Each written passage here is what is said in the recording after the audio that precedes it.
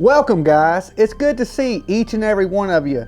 Today we're talking about the Idaho 4 and who will be the key witnesses in the Bryan Kohberger case. But first, give this video a like. If you're brand new, make sure you subscribe and ring that bell for notifications. And if you're cool, share my ugly face on any social media platform that you choose.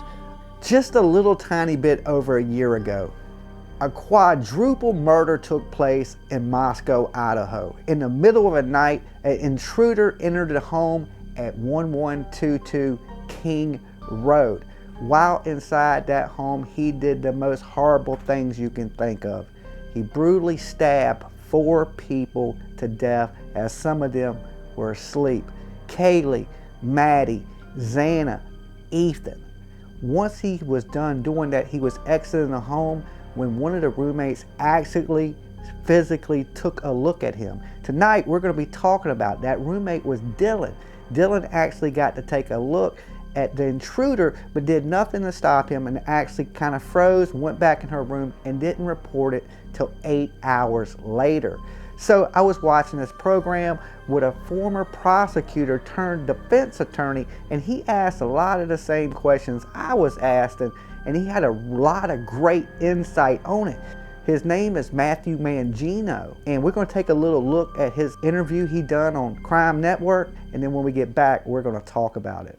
Prosecutor, now criminal defense attorney Matthew Mangino, the case has been built on a lot of circumstantial evidence. And that doesn't mean that you can't prove a circumstantial case. Certainly, many cases are proved without direct eyewitnesses and other things. What I would like to see here, obviously, is connecting the dots. We know that there's telephone evidence. His cell phone, Bryan Kohberger's cell phone, was in the area of where these murders occurred. We know there's videotape that surveillance cameras, home cameras, traffic cameras have captured his vehicle, this white Elantra. And then we know that there is DNA evidence, although it's very minute. It's on a sheath that was found at the crime scene, and it was matched through genealogy DNA, and ultimately when he was arrested, DNA was drawn, and there is a match between the two. So how did that get there? How did the police know to move forward with the genealogical investigation of independent businesses, and ultimately how did they make that match? So those are all questions that I think jurors are going to want to hear. How do you connect all of these dots together? The state has touted the use of DNA to build its case, which detectives say linked Kohberger directly to the crime scene. The biggest link? DNA discovered on the button snap of a knife sheath found near the body of Madison Mogan and Kaylee Gonzalez. Matthew Mangino says this DNA will play a crucial role in the trial, but it's not the only hand the prosecutors could deal. What we also know is that this is a very minute piece of DNA that was on this sheath that matches him. How does that place him there? Is there any other explanation for this DNA being found there? Is this potentially just touch DNA, which is a very small amount of DNA that could have been transferred by who knows what means as part of this investigation? I also look for there to be a lot of talk about the lack of DNA evidence. And we know that there is no DNA evidence, or at least that's what we know from media reports, that there's no DNA evidence that was found in Kohberger's vehicle from any of the victims in this case, and no other DNA evidence found in his apartment from any of the victims in this case. So that's going to be significant because we know that this was a brutal massacre of these 4 young college students, and there was a lot of blood. And typically, you might find some trace of blood somewhere with the defendant when you have so much of it from 4 victims here. I don't think it's going to be all about DNA in science. I think that's going to play a role. It's not as though you have blood smears of Kohberger on the apartment wall and in his car or something like that. That you don't have that. Okay, you do have his DNA there for some, if you're the defense, some inexplicable reason. But you're also going to challenge, how it got there and how it led to his arrest in this case, and was there probable cause even to arrest him based on this information. Now, we have a match from a later DNA sample from him, but how did you get to that point? And so that's going to happen during trial. There's going to be a lot made of that during the pre-trial. We already saw a challenge to the grand jury instructions, which the court denied, but there are going to be a lot of challenges to the evidence. At this point, we don't even know what evidence is ultimately going to be admissible in this case. That's going to be decided through motions in limine and other types of pretrial motions before we ever get to picking a jury. The next piece to the puzzle for prosecutors, possible witnesses to the crime itself. We know 2 other roommates were at the off-campus apartment when the murders occurred.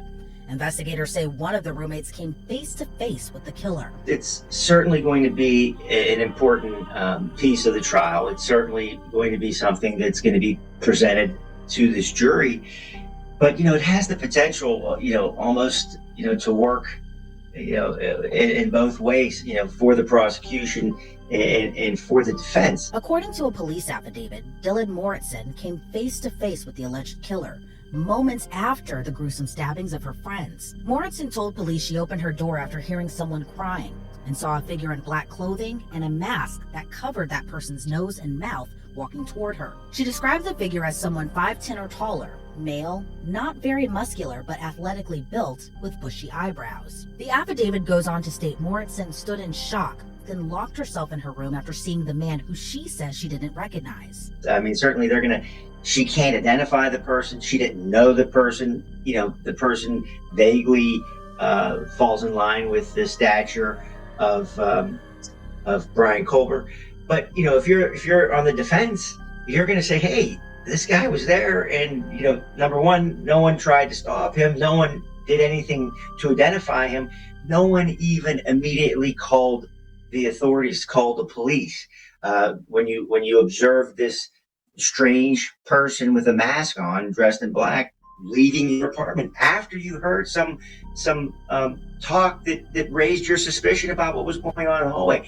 So this can cut both ways. We have to remember that the onus, the burden is on the prosecution, and the prosecution has to prove this case, as in every criminal case, beyond a reasonable doubt. Now, that's not an easy thing to define, even for someone like myself who's practiced both criminal defense and as a prosecutor. But things like, why didn't you call the police until noon the following, later that morning, 8 hours after there was this confrontation with, or at least the observation of someone leaving, strange noises being in there, those kind of things tend to cloud the case, and they tend to make jurors think about things that maybe the prosecution doesn't want them to, or maybe aren't really relevant. People react to trauma in many different ways, and seeing someone walking out of your apartment at 4 a.m. is a traumatic experience. So we don't always know how each individual is going to react to something like that. These were never called until noon, and that the reason for the call was somebody was unresponsive or passed out. I mean, those things just kind of make the water murky when, as a prosecutor, you want jurors to focus in and zero in on the important issues in the case. I'd like to hear, from the neighbors that came over the next day, who were, called over because they couldn't find the other 4 who had been murdered, or they were worried about where they were. I'd like to hear their perspective on it, what exactly they observed when they came there, and what the demeanor was of the surviving roommates and things like that. Was there genuine concern, or what were the circumstances? So I think that would be important. And is there anybody who, and we don't know this, in this investigation is going to continue. I mean, is there anything about Bryan Kohberger that a witness could tell us that might provide some insight about him or his frame of mind or what he was interested in at the time? Those all, just like your click history on your computer, you're looking up things you're interested, you want to know about. You're also talking about those things sometimes too, and that's important to know as well. So I've been wondering the same thing, a lot of the same things that he was wondering. I like to hear from Dylan, definitely what Dylan had to say, definitely what Bethany would have to say, the one that was in the basement. Also, of course, the neighbors across the street that came over to assist him and actually called the police, because as we know, the call did come in as an unconscious person and it was made from the roommate's phone but wasn't from the roommate. So I believe that was a neighbor across the street that actually called. And was that scene contaminated when people went in there to find these people? There's a lot of questions still, and just like he was saying, this could work for the prosecution, but this could also work for the defense. The lack of evidence. Where's all the DNA that should be in Bryan Kohberger's car? Where's the DNA that should be in his home? And that's what I want to know from you guys in the description box. How was he able to clean all this stuff up, right? And it not be anywhere else and just a little tiny minute piece of DNA in the house. Is Bryan Kohberger the killer? That's one of my questions tonight. I believe he is. I do believe a lot of the little small things put him at that scene, and we'll be talking about more about that in upcoming videos.